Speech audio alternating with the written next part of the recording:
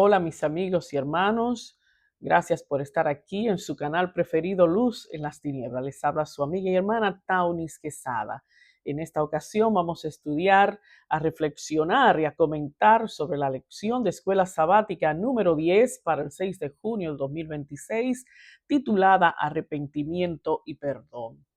El versículo para memorizar de esta semana lo encontramos en Primera de Juan, capítulo 1, versículo 9, que dice: si confesamos nuestros pecados, Dios es fiel y justo para perdonarnos de nuestros pecados y limpiarnos de todo mal. Gracias a Dios por esa obra magnífica que Él hace en cada uno de nosotros, por ese perdón que nos ofrece. Vamos a orar brevemente para iniciar nuestro estudio. Padre que estás en los cielos, te damos gracias, Señor, y te pedimos la unción de tu Santo Espíritu para quien habla y para los que escuchan este repaso de tu lección tan interesante que habla sobre el arrepentimiento y el perdón. Gracias por tu plan de salvación. Bendícenos en el nombre de Jesús. Amén.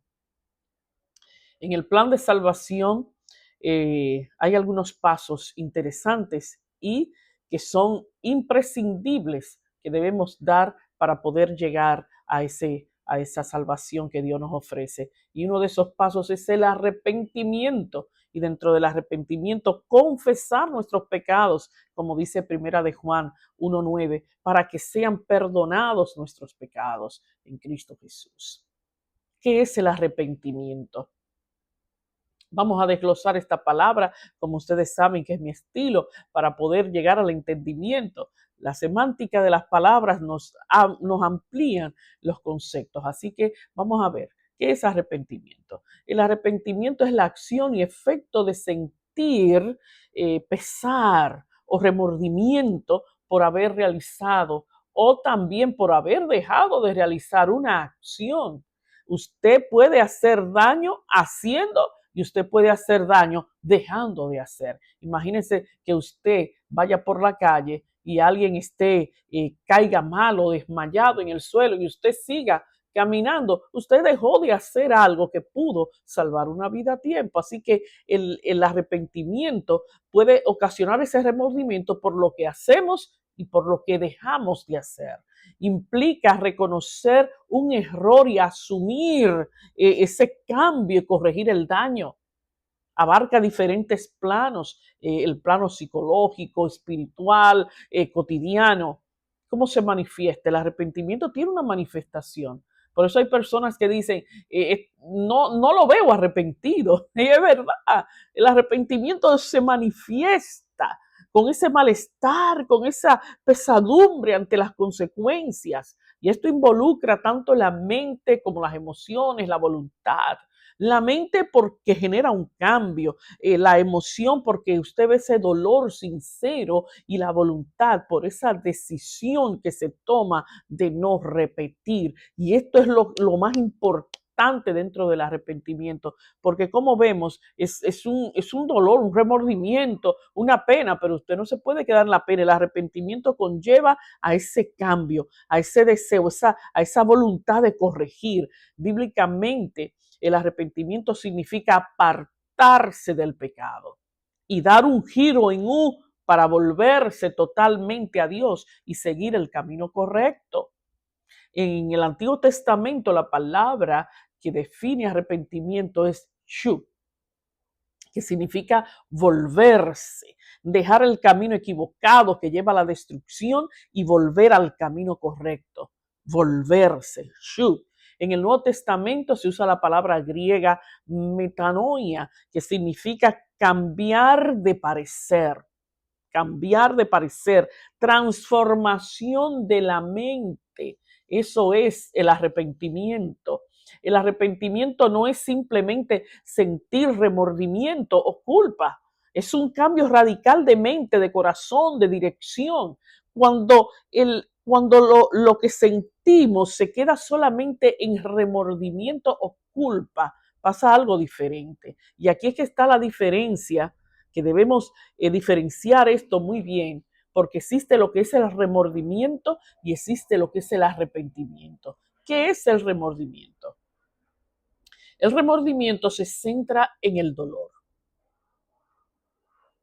El arrepentimiento, aunque va acompañado de dolor, se centra en la voluntad y en la acción de modificar ese comportamiento.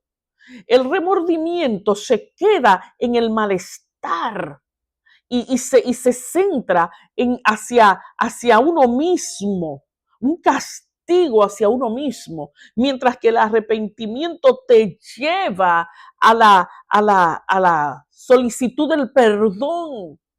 Tú no quieres hacerte daño a ti mismo, tú no quieres seguir provocando mal, tú quieres el perdón y tú quieres la transformación. El remordimiento se queda en el sufrimiento, se estanca ahí en el sufrimiento sin cambiar de conducta. Y esto es lo que hace un campo fértil para que Satanás pueda actuar. Mientras que Satanás entra en el campo del remordimiento, Dios entra en el del arrepentimiento. Ay, señores, prestémosles atención a esto. No basta solamente con sentir un pesar. Déjeme decirle que yo he oído testimonio de personas que son asesinos a sueldo, como dicen. Reciben paga, mira, ve allí, le enseñan la foto de la persona, pam, pam. Ellos sienten remordimiento, pero al otro día lo llama otra persona, le da un trabajo y van y lo hacen. Pero el arrepentimiento debe, a pesar de que pasa por el remordimiento, debe entrar entonces al cambio, a volverse, a devolverse, a no querer cometer el mismo error, a reconocerlo. Y ahí tenemos a Pedro. Vamos a empezar por Judas en el remordimiento. ¿Por qué Judas sintió remordimiento? Y podemos decir que Pedro sintió arrepentimiento. ¿Qué fue lo que hizo a Judas sentir ese pesar, pero no lo llevó al cambio de conducta? Judas siente el pesar, ha entregado sangre inocente, incluso va y devuelve el dinero. ¿Cambió Judas por eso? ¿Porque devolviera el dinero? Cuando él fue al Sanedrín, le dijeron, a nosotros qué nos importa. Esa no era la persona a la que tenía que ir Judas. Porque Judas no le hizo daño a los del Sanedrín. Él hizo daño a Jesús. Cuando usted comete un daño sobre una persona y usted va y se lo cuenta a un amigo, yo hice esto o aquello, el amigo te está oyendo tu pesar. Pero ahí está la persona que nunca ha recibido una palabra que pueda resarcir ese daño que tú has hecho. Judas se quedó en ese dolor que le provocaba a él ese sufrimiento. Salió a vagar por ahí, no volvió a Jesús. No enfrentó lo que hizo. Usted se imagina a Judas buscando a Jesús, mirándolo, aún fuera en la cruz y diciéndole, Señor, perdóname, me siento arrepentido. Quiero ser ese discípulo que nunca fui para ti. ¿Hubiese sido perdonado? Claro que sí. Pero Judas tomó la decisión que tomamos muchos de nosotros. Resarcirnos de la manera que a nosotros nos convenga. Yo siento remordimiento por algo que hice, pero nunca voy donde esa persona a tratar de resarcirlo, a tratar de corregir el error. Simplemente me quedo en la pena. Y ese es un campo bien fértil para que Satanás entre a actuar, porque lo que quiere es que el alma se pierda. ¿A dónde lo guió Satanás a Judas? Todos nosotros sabemos. Muchos de nosotros, muchos seres humanos, han caído igual que Judas, en remordimiento, en culpa y luego en lo que terminó Judas. Pedro sintió arrepentimiento.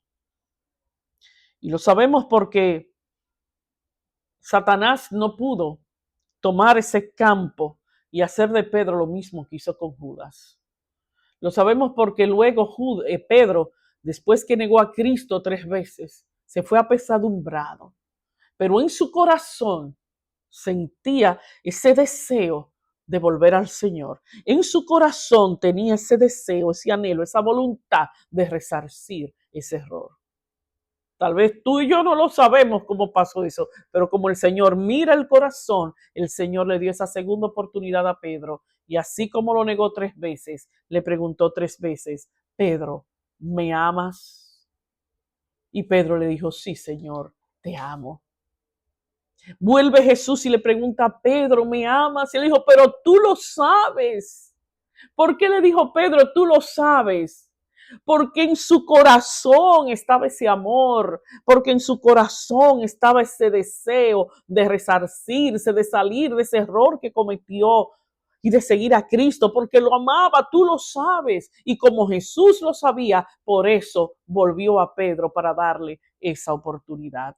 Y eso es lo que nosotros necesitamos, esa segunda oportunidad, pero debemos confesar. Eso conlleva el paso del arrepentimiento, es confesar también. No podemos decir, no, yo no he hecho nada o no fue tan grave. Tenemos que confesar y reconocer nuestros pecados. Y el Espíritu Santo es el que hace esa obra en nosotros. Ese es el papel del Espíritu Santo. Mire cómo nosotros tenemos a las 3 deidades, Padre, Hijo y Espíritu Santo, haciendo esa obra magnífica de salvación en cada uno de nosotros. El Padre nos perdona, nos entrega al Hijo como sustituto por esa muerte que nosotros debíamos morir por haber desobedecido. El Hijo acepta morir por nosotros. Viene el Verbo, se hace carne, muere. Entonces viene el Espíritu Santo como nuestro consolador y como aquel que convence al mundo de pecado, a convencernos. Todos ustedes son pecadores por cuanto han pecado, están destituidos de la gracia de Dios. Volveos, vuélvanse. Y el Espíritu Santo gime por cada uno de nosotros para que vayamos al arrepentimiento.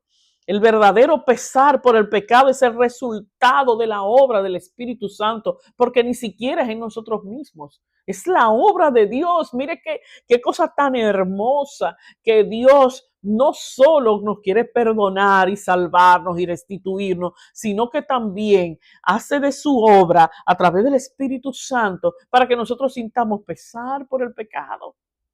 Porque si no, nosotros siguiéramos por ahí como pequeños demonios. ¿Cuándo fue esa última vez que fuiste reprendido o llamado al arrepentimiento por el Espíritu Santo? ¿Cómo respondiste? ¿Cómo respondiste? ¿Respondiste con remordimiento o con un arrepentimiento genuino? Saben, Juan el Bautista, que preparó el camino para que el Cordero viniese a traer esas buenas nuevas, y Jesús tuvieron el mismo discurso, la misma predicación. Juan decía, arrepiéntanse que el reino de los cielos se ha acercado. Jesús decía, el reino de los cielos se ha acercado, el tiempo se ha cumplido, arrepiéntanse y crean en el Evangelio. Eso es lo que tenemos que hacer, arrepentirnos, ese es el llamado. Después, Pedro, después del derramamiento del Espíritu Santo, dice en Hechos 3:19, arrepentíos y convertíos para que sean borrados nuestros pecados. Qué importancia tan grande tiene el arrepentimiento en el proceso de la salvación, del crecimiento espiritual. Eso me lleva al santuario, al Antiguo Testamento, al Levítico, donde están las órdenes de los rituales para el perdón del pecado del pueblo de Dios. El pecador llevaba un cordero, un animalito de 1 año sin mancha, y ponía sus manos sobre ese cordero, traspasaba su pecado a ese cordero, y ese cordero moría en ese día en lugar del pecador. Era degollado y su sangre era llevada al lugar santo por el sacerdote. Untaba los cuernos del altar del incienso y salpicaba el velo, las cortinas del santuario. Quiere decir que ese pecador se iba perdonado, pero su pecado entraba en la sangre de ese cordero allá al tabernáculo. Es por eso que una vez al año venía lo que se llama la expiación, lo que llamamos el Yom Kippur, y esa vez entonces el sumo sacerdote se elegían dos machos cabríos y se echaba suerte, uno por Jehová y otro por Azazel. Y con esa sangre del cordero, del macho cabrío por Jehová, el sumo sacerdote entraba al lugar santísimo por única vez en ese año, y ahí entonces era limpiado el santuario de todos esos pecados del año que el pueblo entero traía. El santuario debía ser limpiado, prácticamente borrado. Se le daba una página en blanco a ese pueblo y el pueblo entero era perdonado. Pero ese macho cabrío por Azazel tipificaba a Satanás, sobre el cual van a caer definitivamente todos los pecados de los arrepentidos, de los que hayamos confesado nuestros pecados, de los que hayamos puesto nuestras culpas, nuestros pecados sobre el Cordero sin mancha, que es Cristo Jesús, finalmente caerá sobre Satanás y él será el que pagará por nuestros pecados. Ahí serán borrados definitivamente. Es un proceso. Perdón cuando llevamos el Cordero a sacrificarlo y borrados cuando en el día de la expiación el macho cabrío por Jehová entra al lugar santísimo a ofrecer su sangre, la sangre de Cristo que nos perdona. Qué hermoso ese plan de salvación, pero ¿por qué tanto amor? No lo podemos entender, no lo podemos entender. El dolor sincero por nuestras faltas cometidas y la decisión honesta de abandonar el pecado es lo que Dios busca y lo que la Biblia llama verdadero arrepentimiento y lo relaciona con el perdón. Dice el deseado de todas las gentes, ningún arrepentimiento que no obre una reforma es genuino. Tiene que haber una reforma. La justicia de Cristo, óigase bien, no es un manto para cubrir pecados que no han sido confesados ni abandonados. ¿Qué quiere decir esto? La gente quiere que Dios lo salve en su pecado, pero Dios te quiere salvar de tu pecado. Tú no puedes ser salvo en tus vicios, incluso en esta vida de pecado, de vicios, de conductas inadecuadas. Nosotros no podemos reflejar la santidad que se refleja de Jehová. No podemos estar en su presencia. Dice la Biblia que no hay pecador que pueda estar en la presencia de Dios y que pueda vivir. Tenemos que ser limpios y para eso es que está ese manto de justicia que el Señor pone, pero sobre un pecador arrepentido y vuelto. Ese shut, esa metanoia que debemos experimentar de manera que esto transforme nuestro carácter y pueda regir nuestra conducta. Nuestra conducta no es así como nosotros lo queremos hacer, doblegar. Hay personas que quieren ellos mismos hacer su plan de salvación. El Señor tiene gracia suficiente para cada uno de nosotros. En Éxodo 34, del 1 al 10, el Señor llama a Moisés y le pide que busque 2 tablas de piedra como aquellas en las que él escribió los 10 mandamientos para él renovar el pacto con el pueblo. Y en Éxodo 34, 6, en el versículo 6, el Señor proclama: Jehová, Jehová, fuerte, misericordioso, piadoso, tardo para la ira y grande en misericordia y en verdad, que guarda misericordia a millares, que perdona la iniquidad, la rebelión y el pecado. Gloria a Dios por eso. Gracias, Señor, por tu misericordia que nos cubre, por esa paciencia que nos espera y que nos perdona una y otra vez. Usted cree que no hay perdón para usted porque ya Dios ha perdonado a mucha gente, pues déjeme decirle que aquí dice que su misericordia abarca a millares de millares. ¿Qué cantidad es esa? Incontable, incontable. Siempre hay una oportunidad. Y Dios dice que perdona la iniquidad, perdona la rebelión, perdona el pecado. Porque donde abundó el pecado, dice el apóstol Pablo, sobreabundó la gracia. Usted sabe lo que significa eso. Si hay mucho pecado, ¿qué medida de pecado puede haber en ti para que el Señor doble la gracia para que pueda abarcar ese pecado? Gloria a Dios por eso. El Señor mira nuestra iniquidad y nos viste de su justicia. Vamos a hablar de vestidura. Me gusta este tema de las vestiduras que tiene el día jueves. Las personas, el mundo, se ha inventado lo que se llaman las marcas.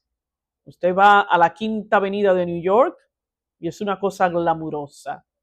Usted ve una tienda aquí de una marca, al lado otra tienda de otra marca. Es impresionante porque usted visita una calle comercial y las tiendas tienen el nombre que el dueño le quiso dar y ahí dentro vende las marcas que los diseñadores han diseñado para distribuir.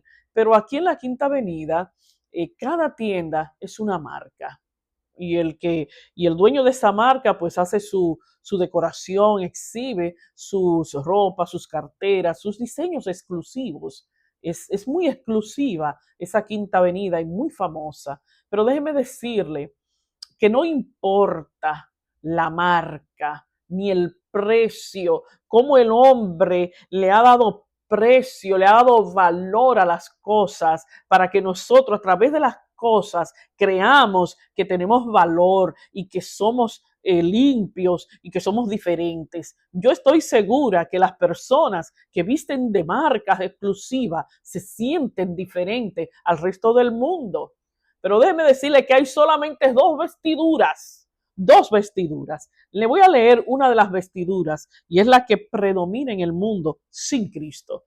¿Qué dice aquí? Isaías 64:6 dice: si bien todos nosotros somos como suciedad y todas nuestras justicias trapo de inmundicia. ¿Usted sabe lo que son los trapos de inmundicia? Son esos trapos de desechos de la mujer. Y esa es nuestra justicia. Esa es nuestra vestidura, viles, trapos de inmundicia. Y caímos todos nosotros como la hoja y nuestras maldades nos llevaron como el viento.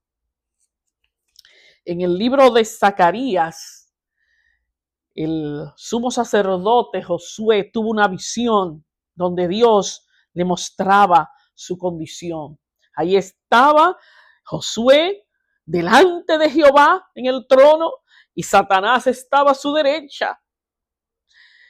Y Satanás acusaba a Josué diciéndole que estaba vestido de vestiduras viles. Dice el versículo 3, y Josué estaba vestido de vestiduras viles y estaba delante del ángel. ¿Cuál es la vestidura del mundo? La que tenemos antes de llegar a Cristo, antes de ser cubierto por su justicia. Vestiduras viles, no importa la marca, no importa la manera como te vista. El hombre no tiene la facultad de cubrir su pecado, de borrar su pecado. Cuando Adán y Eva pecaron en el huerto, ¿qué hizo Adán cuando se vio desprovisto de las vestiduras blancas, de la vestidura de la gloria de Dios? Tuvo una idea. Cogió hojas de higuera, la vio grande, bonita, y entonces cubrió a Eva y se cubrió él. ¿Qué manera de cubrir la desnudez? Con hojas. ¿Cuánto iba a durar esas hojas? ¿Qué garantía tenían esas hojas para cubrir la desnudez? Fíjense qué forma tan simple, tan errónea de cubrirse con hojas. Cuando el Señor lo encontró, entonces lo vistió con pieles. Esa piel que simbolizaba la justicia de Cristo. Y aquí en esta visión, cuando Josué es presentado delante del ángel, dice que tenía vestiduras viles. Y habló el ángel, versículo 4, y mandó a los que estaban delante de él diciendo, quitadle esas vestiduras viles. Y a él le dijo, mira que he quitado de ti tu pecado y te he hecho vestir de ropas de gala. Aleluya, gloria a Dios. Esas vestiduras viles. Eso es lo que hay, o vestiduras viles o vestiduras de gala. Las vestiduras viles son las del pecado, las que están aquí en el mundo sin Dios, sin Cristo, sin salvación. Entonces Él nos da esas vestiduras de gala. Esa es la ropa que yo quiero vestir en un futuro. ¿Te gustaría a ti que sean esas las ropas que tú anheles en este mundo? No la de la quinta avenida, no de las marcas de hombres que ponen sus precios para distinguirse, mientras más cara, mucho mejor. Vestiduras viles. La verdadera vestidura es la vestidura de Cristo Jesús, su justicia imputada. Dice palabras de vida del gran maestro, únicamente el manto de Cristo mismo que ha provisto puede hacernos dignos de aparecer ante la presencia de Dios. Cristo colocará ese manto, esa ropa de su propia justicia sobre cada alma arrepentida y creyente. Gloria a Dios, gloria a Dios. En la parábola de las bodas del rey, que mandó a convidar a todo el que andaba por ahí, por el camino, hubo uno que se apareció sin las ropas para la boda. En la antigüedad se dice que el que se casaba suplía las ropas para la boda. El mismo Dios suple la ropa para que entremos a la boda del Cordero. Pero hay uno que en su propia opinión decide que va a ir vestido como él quiera. Él se va a la Quinta Avenida y se compra la marca más cara, la más codiciada por el mundo, y se aparece a la boda con esa ropa que él ha comprado en la Quinta Avenida. Y cuando el Señor lo ve, le dice, amigo, ¿qué te pasó? ¿Tú no viniste con la ropa de la boda? No, pero yo fui a la Quinta Avenida y me compré pero esa no es la ropa que yo autoricé para que se entrara aquí a las bodas. ¿Te parece que hay personas que ellos mismos han diseñado su plan de salvación? Que ellos son los que dicen cuál es la ropa con la que yo voy a entrar a las bodas del Cordero. Yo voy a entrar con mi hoja de higuera y a mí hay que recibirme aquí. Pues mira que no.